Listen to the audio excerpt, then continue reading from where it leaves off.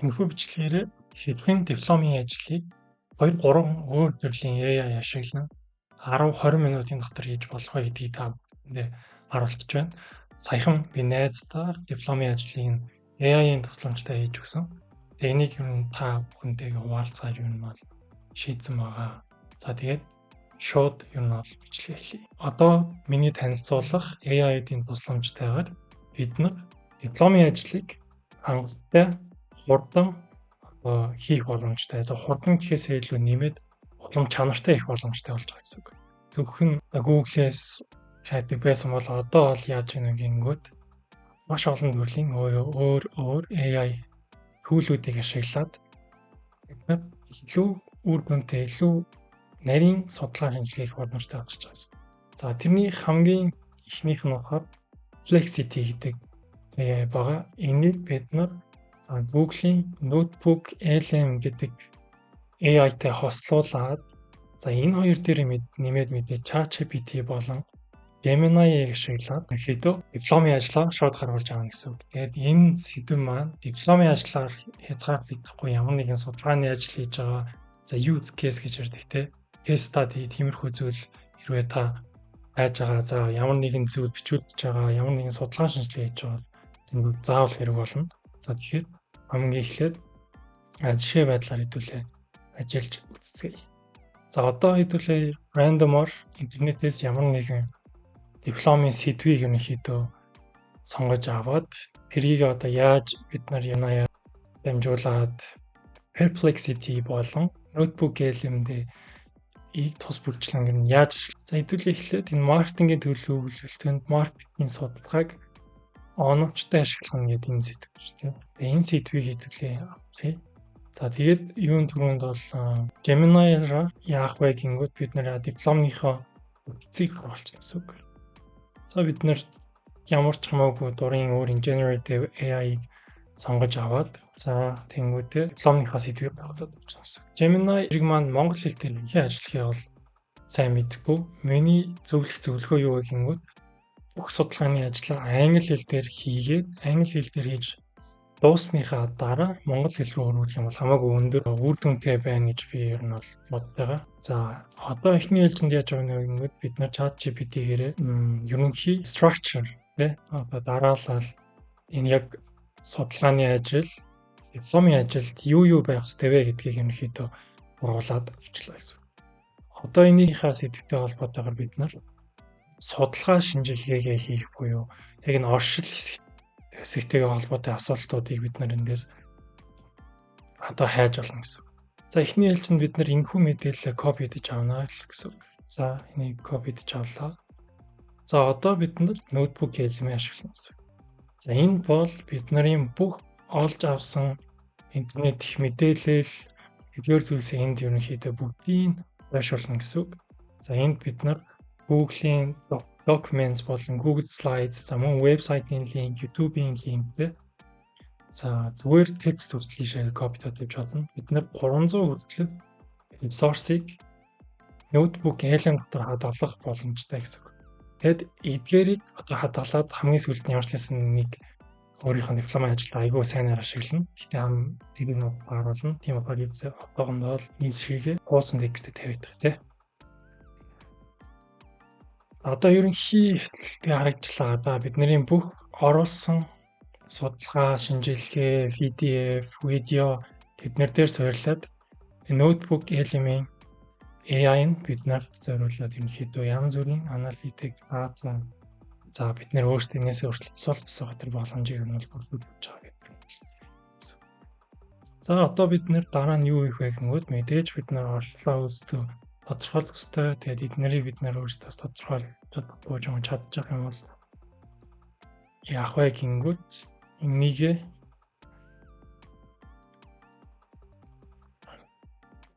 Perplexity ашиглаад ийн гэсэн үг. За Perplexity юу вэ гингүүт бидний мэдих Wikipedia гэдэг те. Тэрний AI хөлбөр гэж хэлж болно. Ерөнхийдөө ChatGPT-ийн wrapper гэж хүмүүс ер нь хэлээд байдаг. Ер нь судалгааны ажил ер нь бол хөвчлэн хэлдэг ийм AI байна. За одоо яаж яах гингүүд бид нар оршил хэсгээ Perplexity-гээр бичүүлэгч байна.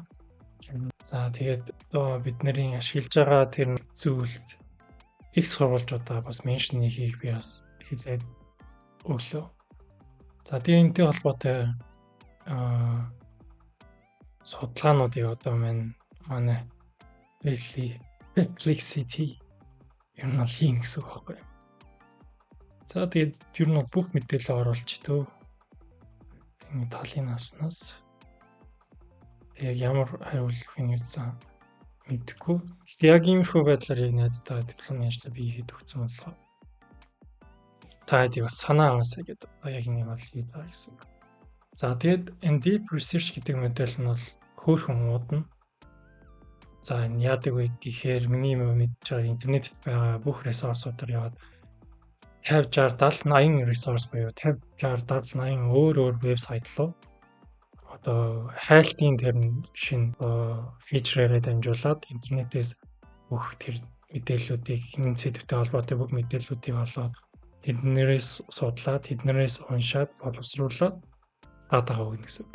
За одоогийн байдлаар 20 ширхэг ресурс ашиглагдсан байна гэж байна. Энэ юу гэсэн үг вэ гэхээр 20 өөр төрлийн вебсайт одоо линк, PDF зэрэгээс манай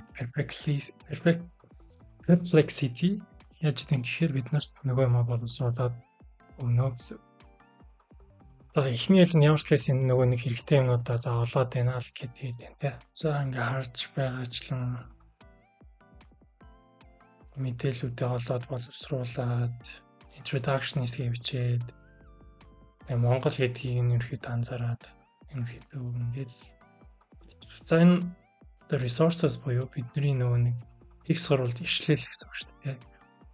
28 өөр төрлийн вебсайтаас бидний хайсан мэдээллийг хайгаад биднэрт хэрэгтэй мэдээллүүдийг гаргаж өгөх гэсэн. Тэгэхээр та ямар нэгэн зүйлээр энэ зүйл судалгаа хийж байгаа юм бол энэ зүйл маш их хэрэг болно гэсэн. За одоо бидний сэдвийг англи хэл дээр тавиад introduction хэсгүүдийг бичсэн байна. За тэгээд манай дипломын зорилго тий ашиглах арга аргачлал одоо methodology гэдэг тий. За тэдгэрийг ерөнхийдөө бүгдийг ингэж бичсэн байна гэсэн. За эднэрийг бүгднийг дахиад copy-дод бид нарын тавьчихна гэсэн үг.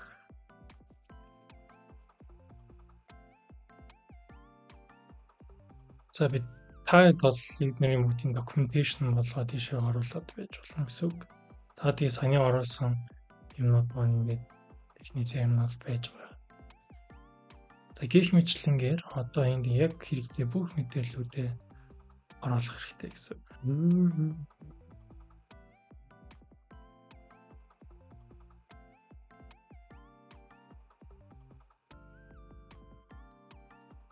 Энэ хэсэг нэг нь introduction хэсэг нь бичигдсэн гэж хэлж байгаа шүү дээ. За одоо болохоор онлын хэсэг. Одоо болохоор онлын хэсэг явуулчих чинь гэсэн.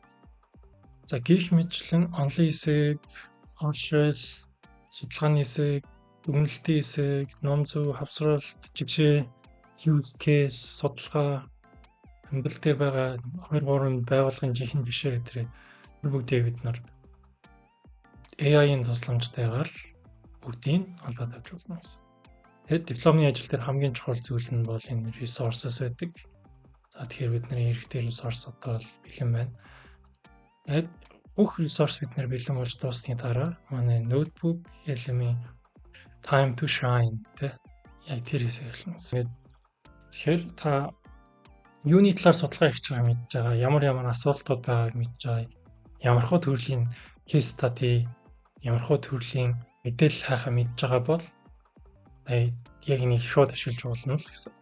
За юугаа ч мэдэхгүй зүгээр л нүгээр хэлэх юм бол бас хэцүү те. Тэгэхээр энийг аль болох дагуурын багаж хэрэгсэл маягаар л ашиглах гэсэн үг. За ингээд манай онлын хэсэг маань хараад ирлээ. Маркетингийн төлөвлөлт оны онлын үндэс. За энэ нь болохоор ингээд жишээ олгоод энэ хэсгийг ингээд копидод resource хэсэг дээр нэмээд энэ шигээ бүгдийг бичиж байсан. За одоо notebook элемент яаж вэ гэхээр одоо бид нар өвд байгаа бүх мэдээлэл одоо төсөөлийн бид нар энд холбоотой байгаа энэ 6 хэсгийг зургуулсан саяны шиг AI-аар хийлгэсэн. За тэгээ бүх олсон мэдээллүүдээ за чамд байгаа ном, PDF ашиглах гэдэг номнуудаа бүгднийг файлаар нутаж аваад тийшээ аплод хийж байгаа гэсэн. Тийшээ файл хүртэл аплод хийх боломжтой, YouTube-ийн бичлэг хүртэл хийх боломжтой. За тэгэхээр бид нэр энэ дээр юу хийж болох вэ гэхээр анализ хийж болно. Бид нар өөрснөө энэ ноутбук хэлэмээр гайд хийлгээд бид нэр өөрсдөө сурч болохоор одоо чиглэл авах тийм боломжтой. Ирж байгаа текстийг богино болон уртаар авах боломжтой гэдэг бид нар энэ өөрсдөө тохируулж байна. За тэгээд аудио overview хийсэн дараа тавьчих энэ юуцтай хатгаар.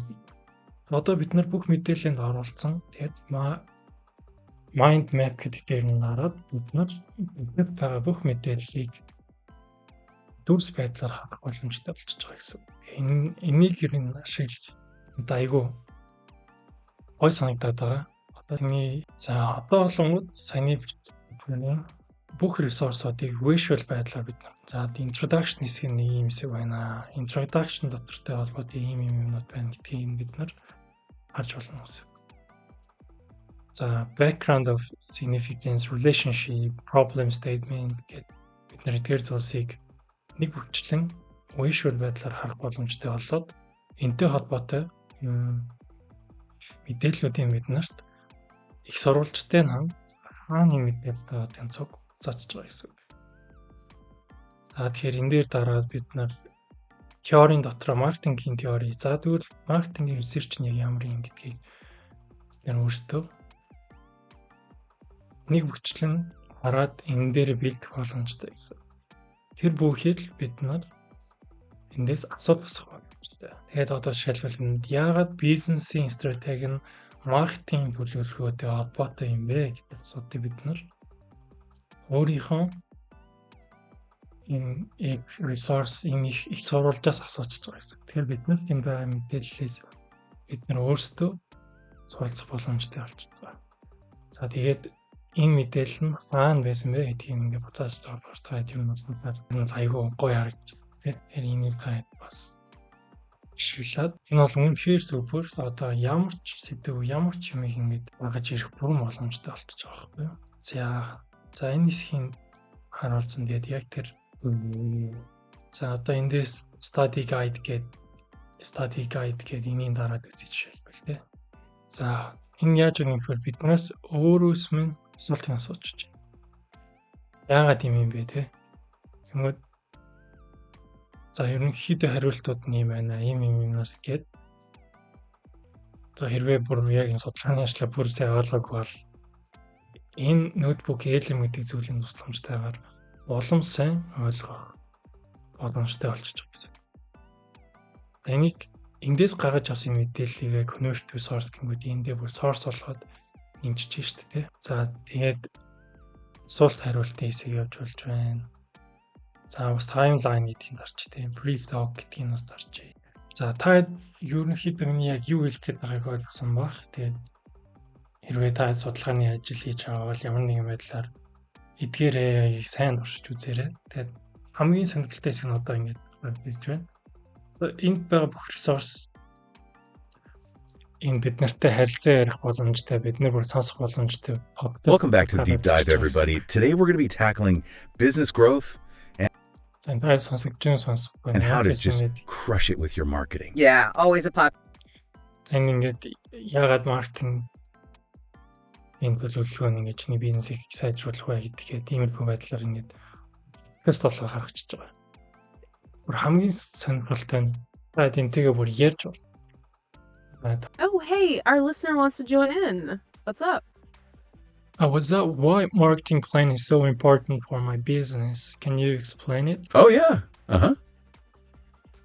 Yeah, why marketing plan is so important for my business. Yes, absolutely. It sounds like you really understand the importance. It truly is foundational for any business, big or small. As our sources mention, marketing planning is really a systematic process. Okay, let's unpack this a little bit. What does that systematic part mean? It means it's not just a random collection of ideas. Right, there's a method to the madness. Exactly. It's about devising clear marketing objectives first. So knowing what you actually want to achieve. Precisely. And then it's about creating the right marketing strategies to get there. Like a roadmap to your goals. That's a perfect analogy. And this whole process, our sources tell us, really depends on good information. That's where the marketing research comes in, right? You've got it. You need to collect and analyze information about your market Things like who your customers are, what they need. and also understand. Гэх мэтлэн өөрийнхөө бүх их сурвалжийг подкаст болгоод за хоёр ширхэг хөтлөгчтэйг харилцан ярилцах ийм боломжтой болчихж байгаа юм. За ингээд яг эдгээр зүйлсийн тусламжтайгаар таад ингээд 10-20 минутын дотор дипломын ажлаа нь бол эхлүүлээд дуусгаж чадах нь байна. Тэгээд энэтэй холбоотой өөр сурам productivity холбоотой AI төлөвлөлтийг сонирхож байгаа бол та лайк дараарай. Тэгээд 200 лайк хэрвээ өрөх юм бол дараачийн өөрийнхөө судалсан ашигладаг төлөвлөлтөөсөө танилцуулах болно. За ингээд дараачийн хэмжлэгээр явцгаая.